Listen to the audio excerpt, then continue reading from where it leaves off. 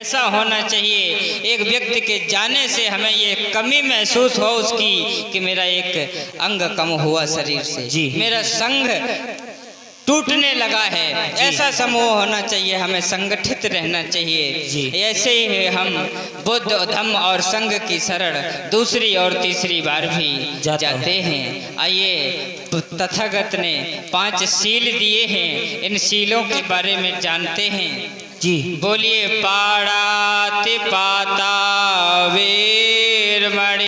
हम बौद्ध धर्म ग्रहण करें। इधर थोड़ी जगह छोड़ दो, सामने इधर आ जाओ, बहुत बड़ा मंच है, इधर आ जाओ, पंडाल बहुत बड़ा लगा हुआ है, बैठ जाइए। देखिए, पहले जानो घड़ी साबुन इस्तेमाल करते हो जी, उसके ऊपर लिखा होता है, पहले इस्तेमाल करें फिर विश्वास करें। जानते हैं, अगर ये सही लगे तो मानना।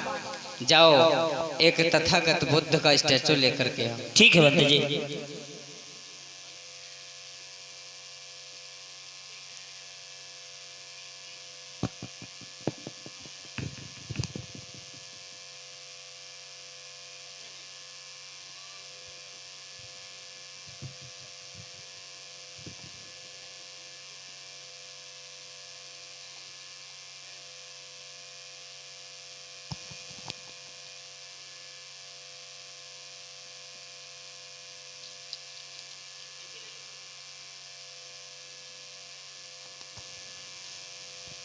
जी बंदे जी, लगा दी। अब क्या करना है? बुद्ध पर पुष्प अर्पित करो। ठीक है बंदे जी। उसके बाद यथा स्थान सब लोग बैठ जाओ।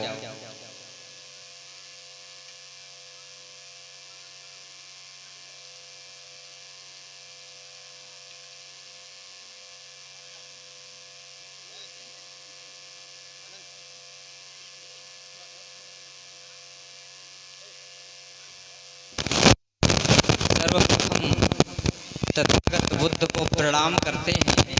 प्रणाम करने की इस विधि को पंचांग प्रणाम कहा जाता है। पंचांग प्रणाम क्यों कहा गया है? हमारे शरीर के 5 अंग जमीन को स्पर्श करते हैं और हमारे शरीर की 20 उंगलियां तथागत बुद्ध की तरफ होती हैं। ये हमारे शरीर के 5 अंग, जैसे कि ये पंजे हैं, घुटने हैं, कोहनियाँ हैं और ये हथेलियाँ, और 5वां हमारा मस्तक जमीन को स्पर्श करता है जब हम तथागत बुद्ध को प्रणाम करते हैं जी। तो हमारे ये शरीर के 5 अंग जमीन को स्पर्श करते हैं, इसलिए इसे पंचांग प्रणाम कहा गया। याचना जानते हो? बोलो। नहीं जानते? नहीं जानते। चलो मैं जैसे बोलता हूँ वैसे बोलो। ठीक है। अवकाश अहं भन्ते, अहं भन्ते त्रसड़ेन सह पंचशीला, सह पंचशीला धम्मं याचामि, धम्मं याचामि अनुज्ञय कत्वा, अनुज्ञय कत्वा शीलां, शीलां एतमे भन्ते, एतमे भन्ते द्वितीयाम्पि, द्वितीयाम्पि अहं भन्ते, अहं भन्ते सह पंचशीलां, सह पंचशीलां धम्मं याचामि, धम्मं याचामि तृतीयाम्पि, तृतीयाम्पि अहं भन्ते, अहं भन्ते त्रसड़ेन सह पंचशीलां, सह पंचशीलां धम्मं याचामि, धम्मं याचामि यमहं पदामि तं वदेहि। अहं भन्ते।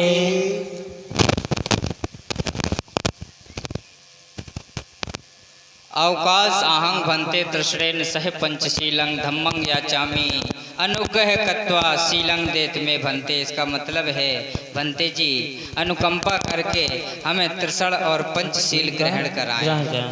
देखिए जैसा मैं बोलता हूँ वैसे आप भी बोलो। ठीक है बंदे जी। नमो तस्य भगवतो अरहतो सम्मा सम्बुद्धस्स। नमो तस्य भगवतो अरहतो सम्मा सम्बुद्धस्स। नमो तस्य भगवतो अरहतो सम्मा सम्बुद्धस्स नमो तस्स भगवतो अरहतो सम्मा सम्बुद्धस्स। नमो तस्य भगवतो अरहतो सम्मा सम्बुद्धस्य, ये पाली भाषा में लिखा है तथागत बुद्ध ने। इसमें बताया गया है नमो नमस्कार है, तस्य माने उनको, भगवतो भगवान, अरहतो अरहत, सम्मा सम्बुद्धस्य सम्यक सम्बुद्ध, ऐसे सम्यक सम अरहत भगवान बुद्ध को मैं नमस्कार करता हूँ।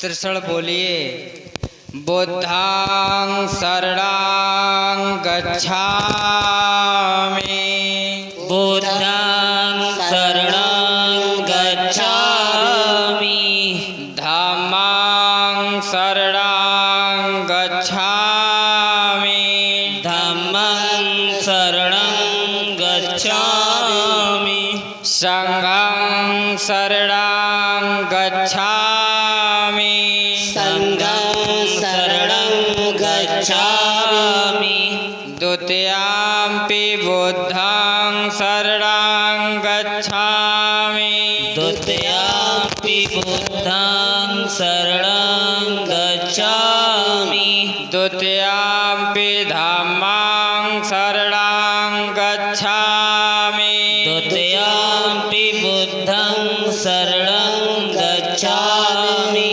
द्वितीयंपि संघं शरणं गच्छामि, द्वितीयंपि संघं शरणं गच्छामि, तृतीयंपि बुद्धं शरणं गच्छामि, तृतीयंपि बुद्धं शरणं गच्छामि, तृतीयंपि धम्मं शरणं गच्छामि, तृतीयंपि धम्मं शरणं गच्छामि, तृतीयंपि संघं शरणं गच्छामि, तृतीयंपि संघं शरणं गच्छामि, बुद्धं नमामि, बुद्धं नमामि,